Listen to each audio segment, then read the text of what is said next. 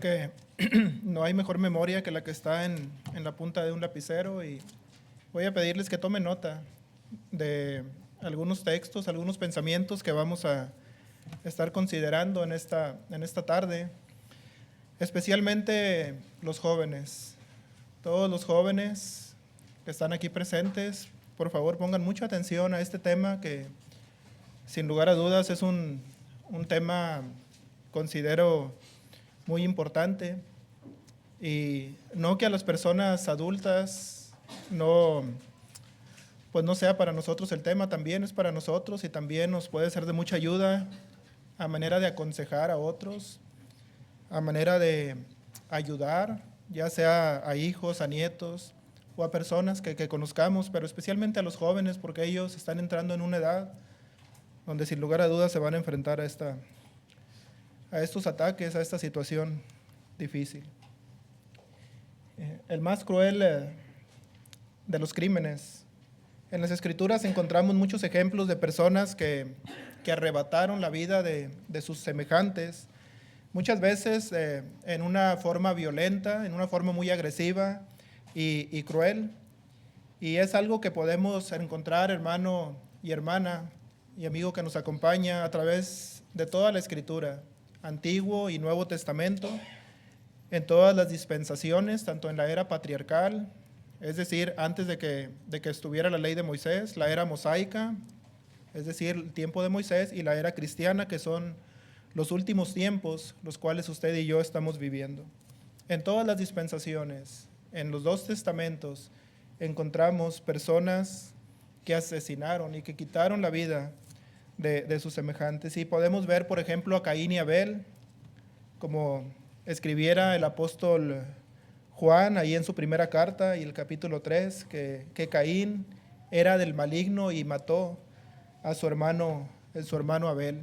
Y el escritor a los Hebreos, ahí en el capítulo 11, elogia a Abel por su fe, diciendo que por la fe ofreció Abel a Dios un mejor sacrificio que Caín. Y Dios da testimonio de sus ofrendas, y muerto, dice la Escritura, que aún habla por ellas, ¿verdad? Y Abel habla en el sentido de que demostró una verdadera adoración a Dios, y un ejemplo de fe y un ejemplo de justicia, que son unas acciones que nosotros hoy en día seguimos viendo y seguimos aprendiendo. Pero encontramos también, por ejemplo, a Juan el Bautista, allá en Mateo capítulo 14, versículo 9 y 10, específicamente el versículo 10, dice: y ordenó decapitar a Juan en la cárcel. Salomé, la hija de Herodías, había danzado y había agradado al rey Herodes, específicamente al rey Herodes Antipas, y fue tanto su agrado que le ofreció lo que ella quisiera, hasta la mitad del reino, y aconsejada por su madre, pidió la cabeza de Juan el Bautista. Y muchas veces, hermanos, no entendemos por qué un hombre tan bueno como Juan el Bautista, el cual fue precursor del Señor Jesucristo, es decir, el que fue antes del Señor, acomodando el camino, preparando el camino del Señor, ese hijo de la promesa que Dios hiciera a Elizabeth por medio de aquel ángel que le promete, ¿verdad?, tener un hijo a Elizabeth en su vejez, y aún que era estéril. ¿Por qué fue encarcelado y por qué al final muere de una forma horrible y cruel a manos de ese sanguinario monarca? Pero también encontramos a Jacobo, hermano de Juan, uno de los hijos de Zebedeo, que según narra el escritor al libro de los Hechos, capítulo 12, versículo 2, que Herodes, en este caso no es Antipas, Herodes Agripa era el que estaba en ese tiempo reinando, según lo que dice la historia, manda encerrar a algunos de los apóstoles, dice la Escritura. En aquel mismo tiempo, el rey Herodes echó mano a algunos de la iglesia para maltratarles y mató a espada a Juan, a Jacobo, hermano de Juan. Y Jacobo, hermanos, era un hombre que junto a su hermano, al oír el llamado de Dios, obedecieron inmediatamente la voz del Señor y dejando al instante las redes y a su padre, y al parecer esta compañía, esta empresa que ellos tenían, porque tenían personas que trabajaban para ellos, tenían sus trabajadores, dejan todo y siguen al Señor Jesucristo, y bueno, termina de esta manera, por la espada de uno de los Herodes, hombres sanguinarios, crueles en extremo. Pero en esta hora no vamos a hablar de ninguno de estos asesinatos que sin lugar a dudas fueron crueles y nos dejan a veces con preguntas en nuestra mente por qué fueron quitados de esta tierra de esa manera, sino vamos a hablar de un crimen que considero más cruel y más sanguinario, un crimen llamado aborto. El aborto, hermanos. En Dios reside el poder de dar vida a los seres humanos, y cuando Él lo decida, quitarle la vida, tomar esa alma nuevamente. Él es quien determina los años del ser humano en la tierra, y es quien infunde aliento y su existencia al ser humano. Sin embargo, a lo largo de la historia ha surgido un enemigo, el diablo, el cual se encarga de oponerse completamente a la voluntad de Dios. Y siempre busca la manera de que la creación de Dios, el ser humano, infrinja la voluntad de Dios. El ser humano, la creación más hermosa de Dios, la creación perfecta de Dios, trabaja en su mente y busca cómo puede infringir ese decreto de Dios, ese tiempo de vida que Dios ha puesto, y arrebata la vida de los seres humanos. Y vamos a hablar del aborto y vamos a ver algunos puntos importantes, unos aspectos muy, muy importantes. El aborto, hermanos, a grandes rasgos, dice el diccionario de la Real Academia, que es la interrupción de forma natural o provocada. La interrumpir de forma natural o provocada el desarrollo del feto durante el embarazo. Eso es el aborto. A veces el aborto ocurre de forma natural, o cuando existe cierta anomalía grave en el niño no nacido. Entonces, muchas veces, muchos de nosotros, hermanos, hemos pasado por esa experiencia, y es una experiencia difícil, el que de repente el niño se viene, el niño no se logra, o la niña, lo que Dios haya tenido ahí formando, y se produce un aborto, ¿verdad? Porque hay una anomalía, porque hay una situación ahí. Pero en este estudio vamos a hablar no de ese tipo de abortos, sino de los abortos deliberadamente provocados. Es ese otro grupo de abortos, los cuales son provocados por los padres, y más específicamente por la madre, que deja hacerse esos procedimientos en su cuerpo para deshacerse de esa criatura.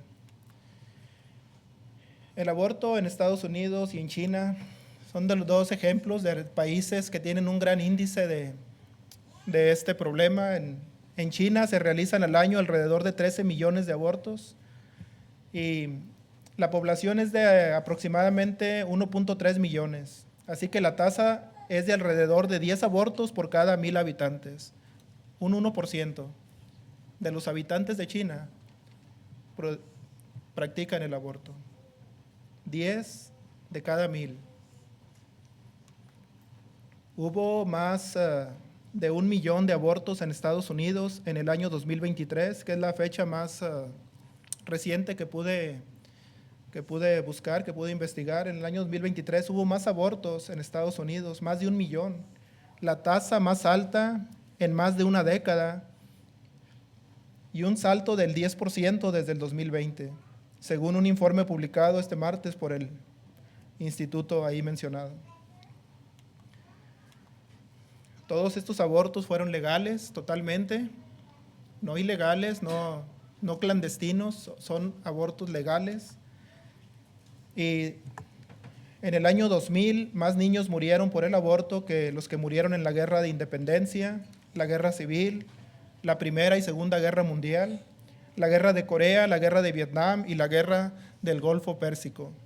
Solamente en el año 2000 más niños murieron por el aborto que en todas estas guerras mencionadas hace un momento. Según lo dice esa organización, NRLC, National Right Life Committee, el Comité Nacional por el Derecho de la Vida. Esa organización, investigando y yendo a fuentes fidedignas, encuentra cifras oficiales, cifras legales, cifras que los gobiernos de los países dan.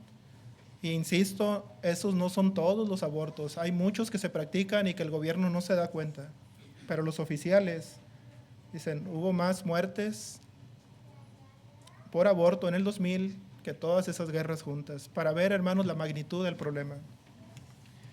61 países del mundo, los abortos son legales.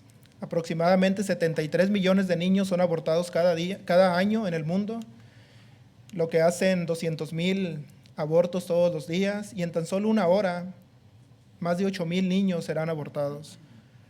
Son cifras, hermanos, totalmente fuertes, totalmente impactantes, es la palabra.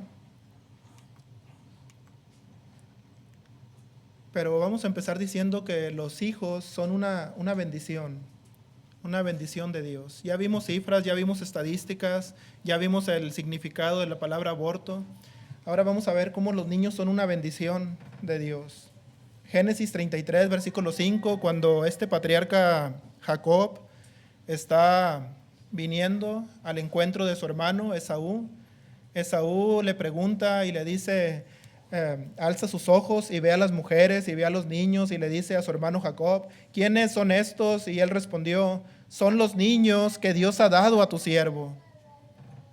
Estos son los niños que Dios ha dado a tu siervo. ¿De qué manera miraba Jacob a sus hijos? Como una bendición, como un regalo que Dios había dado hacia él.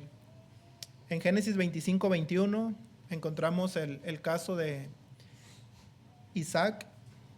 Isaac, dice ahí, oró a Jehová por su mujer, es decir, por Rebeca, que era estéril, y lo aceptó Jehová, y concibió Rebeca, su mujer. Esta mujer no podía tener hijos, como muchas mujeres de la Biblia podemos encontrar que no podían tener hijos, y vemos aquí a este hombre rogando e implorando el favor de Dios para que su esposa pueda concebir. Y lo oyó Jehová, y aceptó Jehová su oración, y la respondió favorablemente.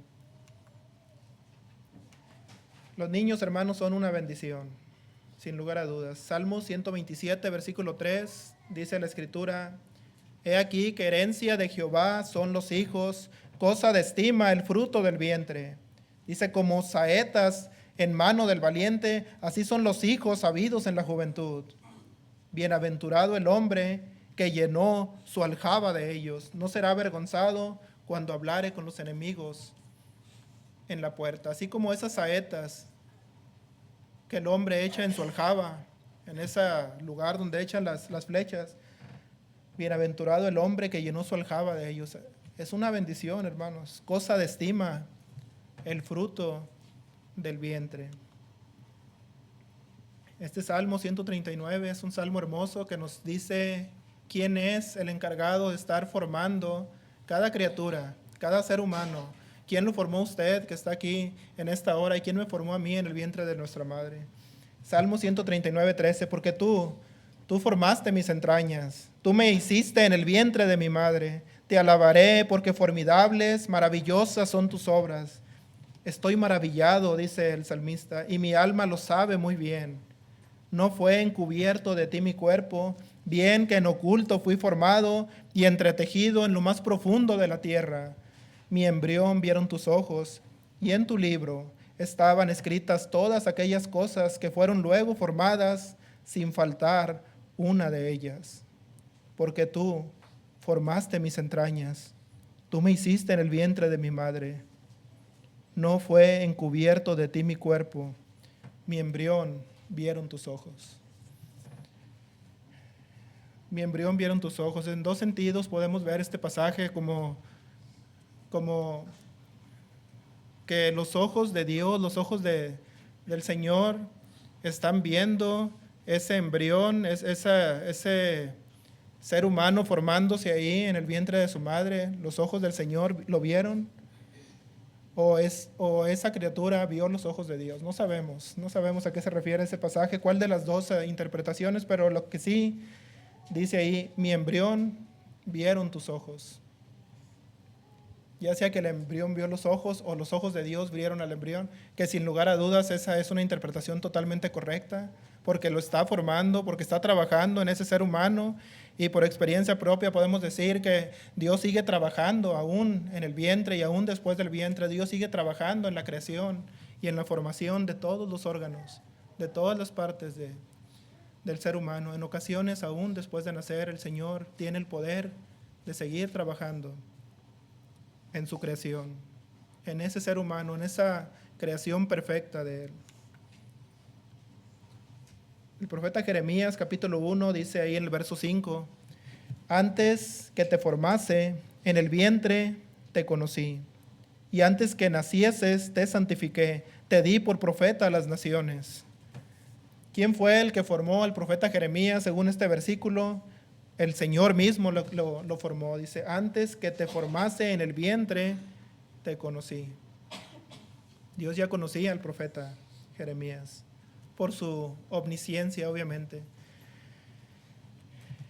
El caso ahí de Rebeca, una vez que concibe, Dios no le da solamente un hijo, sino que le permite tener 2 hijos. Y estas criaturas en el vientre de su madre, dice ahí que ya estos niños peleaban, luchaban entre sí, porque esto venía a ser una profecía de 2 reinos que iban a ser fuertes, que iban a estar después de nacer. Y ahí están luchando estos niños, y Rebeca sentía realmente sus hijos, que ya eran seres vivientes aún en su propio vientre. Porque ella llega a decir, si es así, es decir, que estos niños están luchando dentro de mí, ¿para qué vivo yo? Y fue a consultar a Jehová. La misma situación con Elizabeth cuando viene María a donde está ella, su 6º mes de embarazo, y saluda a María, a su parienta Elizabeth, y la criatura, pasaje hermoso, hermanos, cuántas veces hemos escuchado y hemos leído.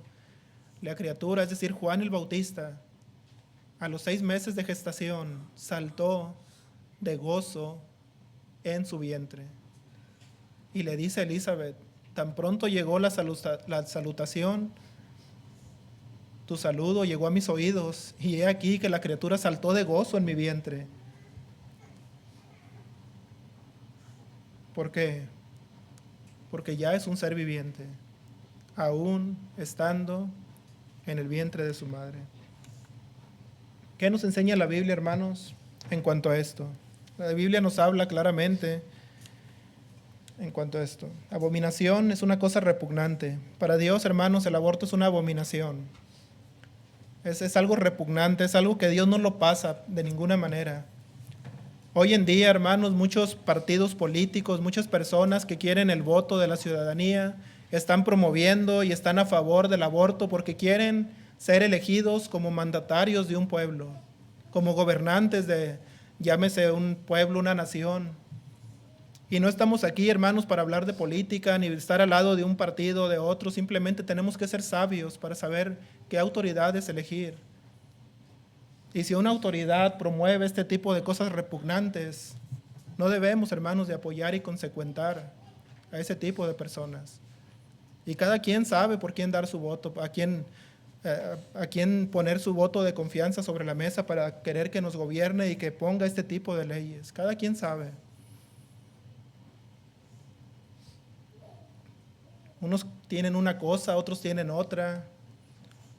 Los candidatos, ninguno es perfecto. Todo eso lo sabemos, hermanos, pero quiero traer a la mente de ustedes que tenemos que ser sabios a la hora de saber a quién elegir. Porque esto, hermanos, está se está expandiendo, se está generalizando, y eso es en todo el mundo. No me estoy refiriendo solamente a este país, estoy hablando de México, estoy hablando de Guatemala, estoy hablando de China, estoy hablando de Europa, absolutamente todo el mundo.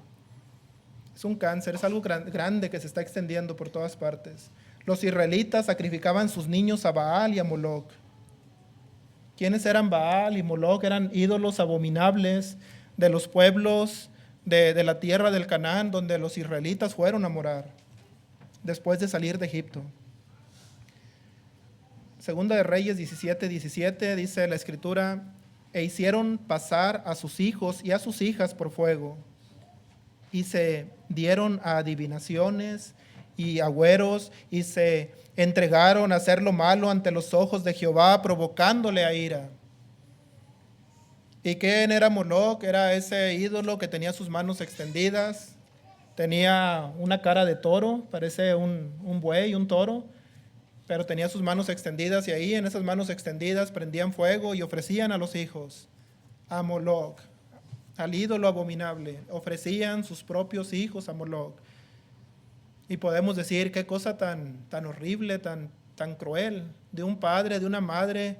¿Dónde están sus sentimientos, sus entrañas para hacer ese tipo de actos abominables? Desquiciados, hermanos, totalmente.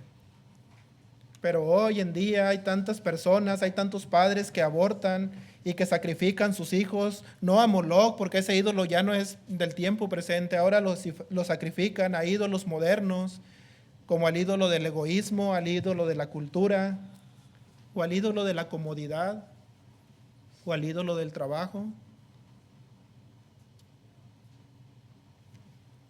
Esos ídolos son modernos, y a ellos les sacrifican la vida de esos seres indefensos que están dentro de sus madres, formándose, siendo formados por Dios.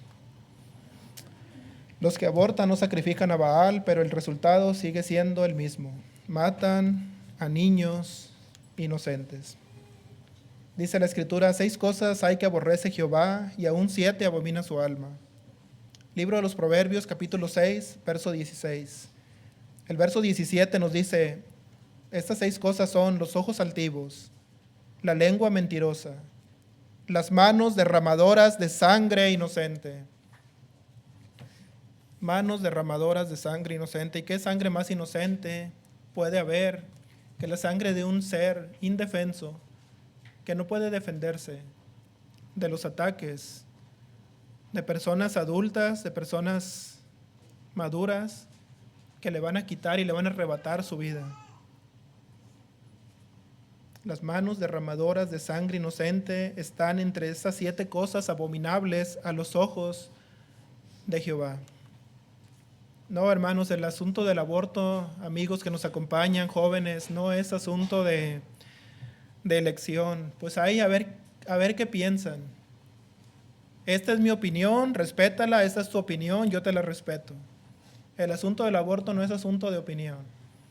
El asunto del aborto es un asesinato, es una crueldad que muchas personas sin escrúpulos quieren disfrazar.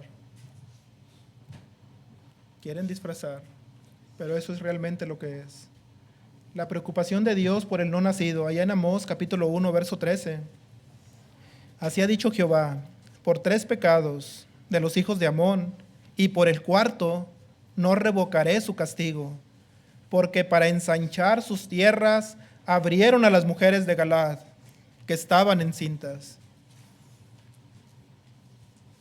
Para poder ellos acrecentar sus territorios, para conquistar más territorio, dice que abrieron a las mujeres de Galaad, las traspasaron, las mataron. Pero esas mujeres, hace el énfasis y dice, esas mujeres estaban embarazadas, estaban encintas. Entonces dice el Señor: yo no voy a revocar mi castigo por 3 cosas y aún una 4. No quitaré mi castigo de sobre los hijos de los amonitas. Éxodo 21, 22. Si algunos riñeren e hirieren a mujer embarazada y ésta abortare, pero sin haber muerte, es decir, están riñendo, por ahí está una mujer embarazada, la golpean y esta mujer por el golpe aborta a su hijo, si ese hijo sale de ella, pero sale vivo y no muere, entonces dice ahí, serán penados conforme a lo que impusiere el marido de la mujer, y juzgarán los jueces. Lo que diga el marido de la mujer, esa va a ser la pena, ese va a ser el castigo. Mas si hubiere muerte, es decir, que el niño muere después de este aborto, entonces pagarás vida por vida. Y alguien pudiera decir, Señor, pero qué injusto eres, es que esa no era una vida, se estaba formando una multa, ¿qué más da? Y ya, que con eso que pague. Y dice el Señor, si la mujer abortare y el niño muriere, entonces vas a pagar vida por vida. Esa persona que provocó la muerte de esa criatura tiene que morir, vida por vida, ojo por ojo, diente por diente, pie por pie, la ley del talión, porque es una vida igualmente valiosa a los ojos de Dios.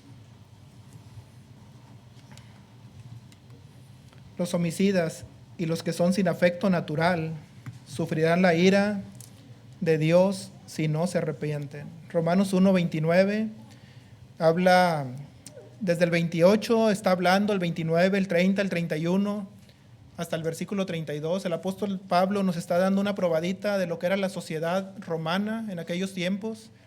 Y entre tantas perversidades que está nombrando una tras otra, menciona los que son sin afecto natural. ¿Y quiénes son los que son sin afecto natural? Son aquellas personas que no aman a esas criaturas que traen en su vientre. No tienen el afecto natural, ese afecto que las madres tienen y los padres tienen por esa criatura que a veces ni siquiera le conoce todavía. En ocasiones apenas ha nacido el bebé y ya le quieren, hermanos, como a sí mismos. Aunque esté chiquito el bebé, aunque esté recién nacido, porque es un afecto natural. Y es un paquetito que Dios puso de manera, podría decirse, instintiva en la mente de cada persona, el afecto natural. Todos lo tenemos. Aún los animales, muchas veces Dios pone en los animales ese instinto, que es el afecto natural. Bueno, los que son sin afecto natural sufrirán la ira de Dios, según lo que dice el versículo 32 de Romanos 1. Apocalipsis 21:8, cuando está el apóstol Juan ahí en esa revelación, en ese versículo, pero los cobardes, los incrédulos, los abominables y homicidas, y ahí menciona a los homicidas y esas personas que provocan el aborto, que matan a los inocentes, son homicidas, son aquellos que matan, que quitan la vida de un semejante. Dice que todos ellos tendrán su parte en el lago que arde con fuego y azufre, que es la muerte segunda. Eso es lo que dice la palabra de Dios. Y en ocasiones quieren disfrazar el crimen y dicen, bueno, el día del parto, siempre y cuando antes de que respire, vamos a matarlo, antes de nacer. No le hace que sean segundos antes. Ahí lo matamos, sale muerto, entonces no fue, mientras no salga, no puede ser considerado homicidio. Y quieren disfrazar, y quieren confundir, y quieren salirse con la suya, las personas que están haciendo este tipo de crueldades.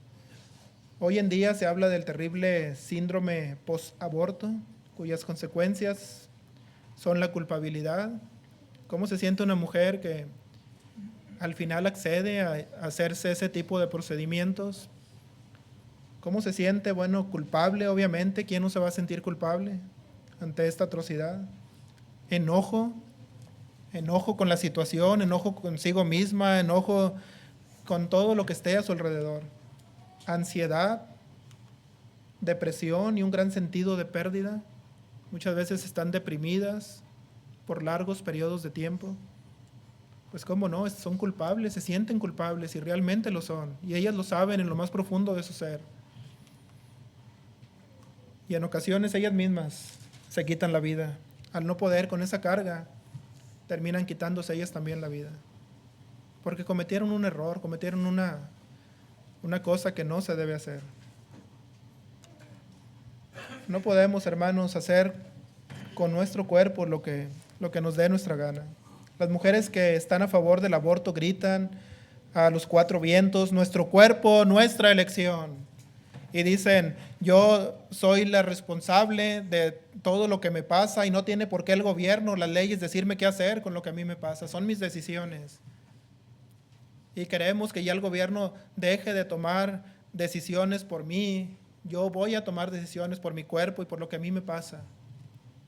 Me siento ofendida, me siento invadida, son mis derechos. Y gritan: mi cuerpo es mi elección. Así que si yo quiero abortar, yo voy a abortar, porque no es asunto del gobierno, es asunto mío. Y si el niño pudiera hablar, ¿qué le diría? ¿Qué le diría a esa mujer? Pero no se trata de tu cuerpo, se trata del mío. Es mi cuerpo el que quieres matar, no es el tuyo, es el mío. Pero la realidad es que no puede hablar, porque está indefenso ahí en el vientre de su madre. Dicen: tu cuerpo no es de Dios ni del Estado, es tuyo. Aborto libre. Esa es la pancarta que ondean a los cuatro vientos. Primera de Corintios 6, versículo 20: porque habéis sido comprados por precio. Glorificad pues a Dios en vuestro cuerpo y en vuestro espíritu, los cuales son de Dios. Sí, hermano, sí, hermana, nuestro cuerpo es de Dios. Es lo que dice la Escritura. Glorificad pues a Dios en vuestro cuerpo y en vuestro espíritu, los cuales pertenecen a Dios. Nada de que no, mi cuerpo es mío y puedo hacer con él lo que yo quiera, y lo puedo maltratar y puedo hacer lo que yo quiera, no. Nosotros los cristianos sabemos que le pertenecemos a Dios, porque por precio habemos sido comprados, hemos sido comprados. Y el precio fue muy alto: la sangre de nuestro Señor Jesucristo. ¿Qué dice la Escritura? Mateo capítulo 22, versículo 39. Amarás a tu prójimo como a ti mismo. Esa es la verdadera solución del problema. Amarás a tu prójimo como a ti mismo. Este es el principal mandamiento, dijo el Señor. Y el segundo, el primer mandamiento es: amarás a Dios sobre todas las cosas. Y el segundo es: amarás a tu prójimo como a ti mismo. De estos dos mandamientos, dijo el Señor, dependen toda la ley y los profetas. Es decir, toda la ley se resume. Si hiciéramos un resumen bien estricto y bien extenso, bien puntual, sería este: amas a Dios con todo tu corazón, con toda tu alma, con toda tu mente, con todas tus fuerzas. Y el segundo: ama a tu prójimo. Y si yo amo a mi prójimo, no le voy a quitar la vida, no lo voy a maltratar, no lo voy a matar, no voy a abusar de seres indefensos.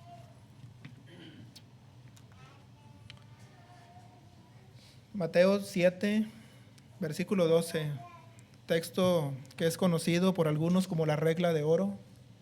¿Por qué la regla de oro? Porque dice: todas las cosas que queráis que el hombre o que los hombres hagan con vosotros, así también haced vosotros con ellos. De la manera que quieras ser tratado, así trata a los demás. De la manera que quieres que te hablen, así háblale a los demás. Si quieres respeto, da respeto. Si quieres amor, da amor.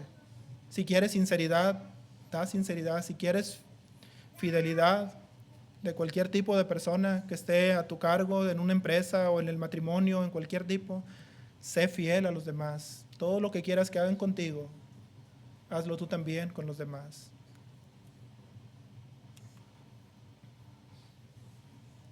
Primera de Juan 3, versículo 11, y con este pasaje terminamos. Porque este es el mensaje que habéis oído desde el principio, que nos amemos unos a otros, no como Caín, que era del maligno y mató a su hermano. No como él. Ese tipo de amor no es amor. Eso se llama un asesinato. Caín era del maligno y mató a su hermano. Pero nosotros, dice el apóstol Juan, debemos amarnos unos a otros, y el amor es algo que se demuestra en las acciones, que se demuestra en las obras. Y podemos estar de acuerdo, hermanos, que hay situaciones en ocasiones difíciles, cuando en un embarazo la salud de la madre y de la criatura están en riesgo. Están en riesgo. Puede perder la vida aún la madre. Y hay ocasiones también de embarazos que son formados fuera de donde puede haber vida. Es decir, embarazos ectópicos. No sé si han escuchado esa palabra, ectópicos. Son formados en otra parte diferente. Las trompas de falopio, ahí se está formando y allí no hay condiciones. Ahora, ¿qué puedo decir en cuanto a eso? Cada matrimonio debe de platicarlo, debe de hablarlo. Yo no me voy a meter en eso. Yo no voy a dar mi opinión, porque cuando hablamos de aquí, hermanos, la opinión pesa mucho. Y sería opinión simplemente. Cada matrimonio sabe cuando hay situaciones de riesgo, situaciones en las cuales no hay posibilidades de vida, está formando en otra parte. Este estudio es para aquellos deliberadamente provocados, los cuales, dice la madre, si yo tengo este hijo, si yo tengo esta hija, estoy muy joven, se va a truncar mi carrera, ya no voy a poder graduarme, ya no voy a poder estudiar, ya no voy a poder realizar esos sueños que he tenido desde niña, entonces me va a ser un estorbo para mi vida personal, para mi vida profesional. Tengo que deshacerme de este problema.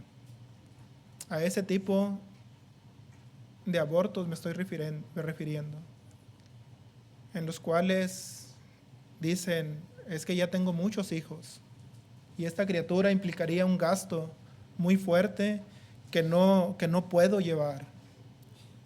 Esta criatura le va a quitar el pan de la boca a los demás hijos que ya tengo, cuando ni siquiera me completo para todos estos. Este ya va a ser un problema, tengo que quitarlo del medio. A ese tipo de embarazos y a ese tipo de abortos de estas personas me estoy refiriendo, aquellos deliberadamente provocados, porque eso pone en riesgo su crecimiento profesional y pone en riesgo su economía y pone en riesgo muchas cosas que hace esa persona como su Dios y lo pone primero que a Dios. Este es el tema, hermanos, que quiero traer a consideración en esta tarde. Espero que cada uno de nosotros tengamos la sabiduría para poder aconsejar a aquellos que están a nuestro alrededor, y en estos tiempos en los cuales esta situación se ha hecho cada vez más generalizada en el mundo, podamos aconsejar en base a la Biblia en cuanto a este tema tan importante.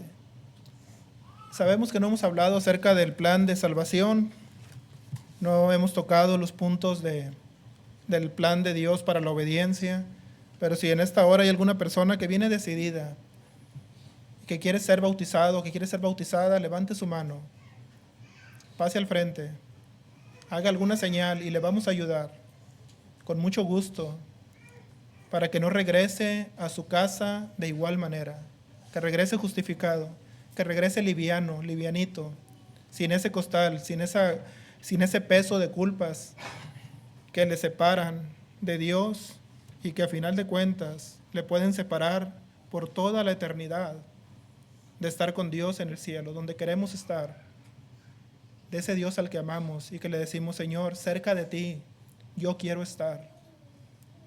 Hazme vivir, Señor, cerca de ti, en esos himnos. Si hay alguna persona que quiere vivir cerca de Dios, levante su mano, pase al frente y le vamos a ayudar. Le invitamos, mientras entonamos el himno de nuestro hermano, tiene preparado.